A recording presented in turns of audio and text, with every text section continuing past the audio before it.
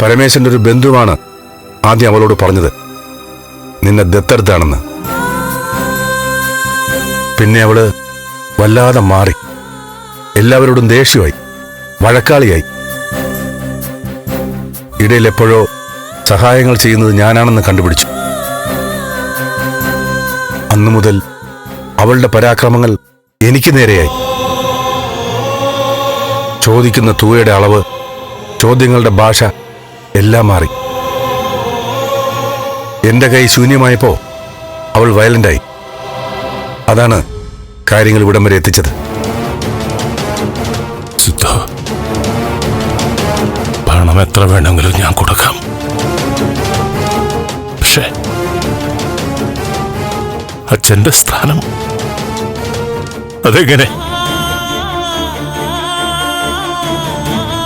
എനിക്ക് പറയാൻ പറ്റൂടാ ചന്ദ്രയോട്.